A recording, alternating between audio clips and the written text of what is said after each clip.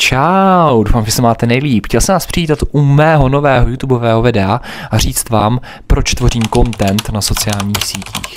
Z mnoha důvodů, proč vlastně tvořím content na sociálních sítích, je ten, že chci vám lidem předat nějakou zkušenost, nějakou svoji experience o seberozvoji a sportovních aktivitách. A proč vám to chci vůbec předat? Protože mi přijde, že v dnešní době spíše lidi řeší věci, které jim spíše ubližují. Scrollování na internetu, neustálá kontrola telefonu a prostě celková závislost na sociálních sítích. Místo toho, aby řešili seberozvoj, aktivity, které jim dělají skutečnou radost, mají z toho dlouhodobý dopamin a spoustu dalších věcí. Abych vám řekl, jak jsem se vlastně dostal k seberozvoji. K seberozvoji jsem se dostal asi tak zhruba 6 let dozadu, v roce 2019, kdy jsem se začal otužovat. V té době to byl největší boom, spoustu lidí lezlo do ledové vody, vydrželo tam 10 sekund, pak to dali na sociální sítě a pak se řvali, wow, jo, jsem borec, že jsem to zvládnul. Sice takový jsem taky byl, protože jsem zrovna začínal, ale mě potom zajímala víc hloubka toho otužování, proč je to vlastně pro vás dobré, jak vám to dokáže zlepšit imunitu, proč je dobré se otužovat ráno a spoustu dalších věcí.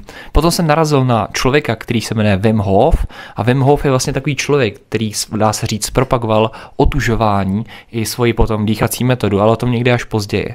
Takže díky otužování a díky Wimu Hofovi jsem se potom dostal k seberozvoji, proč je dobré se věnovat biohackingu, proč je dobré se věnovat meditaci, silovému tréninku a sportu obecně.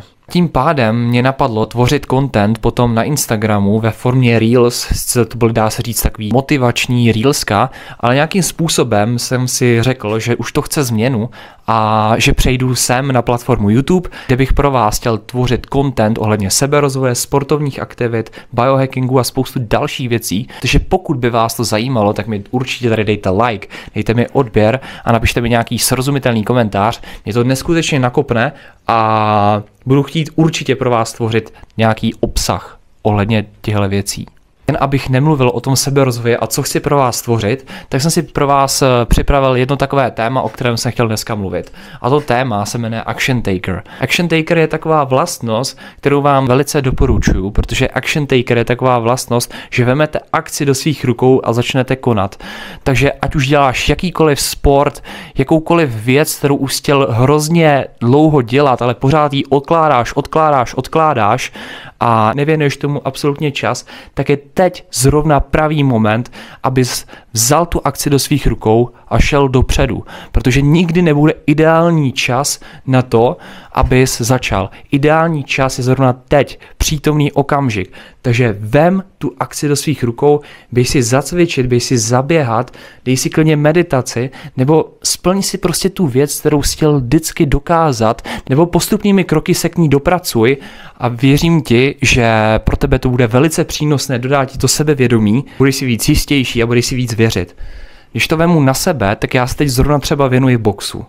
Piluju různé techniky, dýchání, fyzičku, sice v tom začínám teprv, ale už vidím nějakým způsobem kroky. Dávám líp přední ruku, zadní ruku, snažím se pilovat svou techniku, ale celkově tady tyhle věci jsou o konzistenci. Prostě musíte věnovat tomu svůj veškerý čas a být konzistentní, prostě věřit tomu danému procesu. I když teď nevidíš výsledky, musíš si užívat tu danou cestu k té věci a jednou jí prostě dosáhneš, ale musíš věřit v sám sebe, nepodceňovat se a vzít prostě tu akci do svých rukou. Takže tohle bych vám hrozně moc přál, abyste tady tyhle věci vyzkoušeli a opravdu, i když to bude krok do neznáma, vykročte prostě, vemte tu akci do svých rukou a věřte v sebe sama a té věci docílíte a to vám garantuju. Takže držím vám palce na vaší cestě, ať už děláte cokoliv, stačí jenom vydržet a věřit v sebe sama. Takže tohle by bylo všechno pro tohle video, budu vám moc držet palce a nezapomeňte žít přítomným okamžikem. Takže se tím mějte a čego.